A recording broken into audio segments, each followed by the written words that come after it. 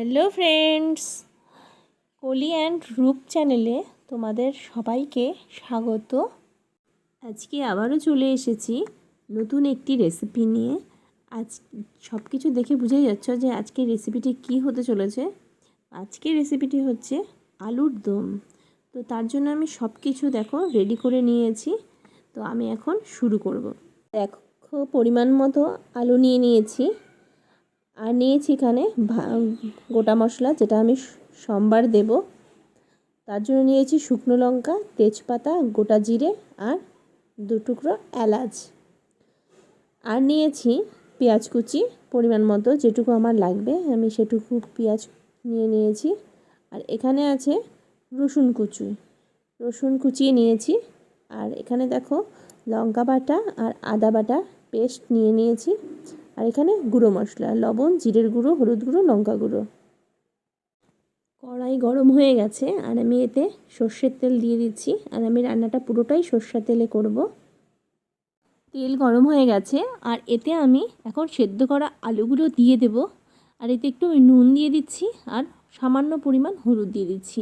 এটা দিয়ে আমি আলুগুলোকে লাল লাল করে ভেজে নেব, তাহলে আলুর দমটা খুব টেস্ট হয়। আলুগুলো তুলে নিয়েছি, আর আলু ভাজার পরে যে তেলটা রয়েছে তাতে আমার হয়ে যাবে, সেজন্য আমি আর তেল দিচ্ছি না। তো এখন এই তেলের মধ্যে আমি ফোড়নগুলো দিয়ে দেব। দেখো, সবার প্রথমে আমি শুকনো লঙ্কাটা ফোড়ন দিয়ে দিচ্ছি, তারপর তেজপাতা, গোটা জিরা দিব এখন, আর এলাচ সবগুলোই দিয়ে দিয়েছি। তো এটা একটু ফুটে আসলেই আমি এতে পেঁয়াজ কুচি দিয়ে দেব। পেঁয়াজ কুচিটাও দিয়ে দিচ্ছি আমার তেলের মধ্যে। এবার পেঁয়াজটা একটু নাড়িয়ে নিয়ে তার মধ্যে এতে আমি রসুন কুচিটাও দিয়ে দেব। দুটাই একসাথে ভালো করে ভেজে নেব। কিছুক্ষণ ভাজার পরেই আমি বাকি মশলাগুলো দিয়ে দেব। দেখো, পেঁয়াজগুলো একটু হালকা ভেজেই এখন রসুনটাও দিয়ে দেব। রসুন কুচিগুলো দিয়ে দিচ্ছি। তো পেঁয়াজের সঙ্গে রসুনগুলোকেও আমি ভালো করে ভেজে নেব। দেখো, পেঁয়াজ আর রসুন দুটোই আমার ভালো করে ভাজা হয়ে গেছে।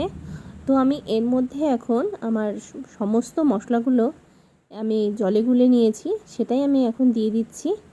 আর দেওয়ার পর এগুলোকে হালকা আছে আস্তে আস্তে কষিয়ে নিতে হবে। কষানো প্রায় অনেকটাই হয়ে গেছে, মশলাগুলো দিয়ে তেলও ছেড়ে দিয়েছে, একদম কালারটাই চেঞ্জ হয়ে গেছে। তো এখন অনেকটাই কষানো হয়ে গেছে। তো যেহেতু পুরোটাই কষানো হয়ে গেছে, তাই আমি ভেজে রাখা আলুগুলো এতে দিয়ে দিচ্ছি। এবার আলুটা দিয়ে আমি এটাকে কিছুক্ষণ নাড়িয়ে নেব, আর কিছুক্ষণ আর একটু হালকা কষাবো। সমস্ত কিছু কষানো হয়ে গেছে, এখন আমি এতে জল দিয়ে দিচ্ছি। আর জল দিয়ে আমি এটাকে একটু ভালো করে নাড়িয়ে নেব, যাতে সমস্ত কিছু এর সাথে ভালো করে মিশে যায়। আর এটা আমি কিছুক্ষণের জন্য রেখে দেব। এটা আস্তে আস্তে ভালো করে ফুটতে থাকুক। ফিরে আসছি নেক্সটে। দেখো, ফুটের ঝোল অনেকটাই কমেছে। তো যেহেতু আমি মাখো মাখো রাখবো, তো এর থেকে শুকালে মাখো মাখো ব্যাপারটা বেশ কমে যায়। আলুর দম হয়ে গেছে।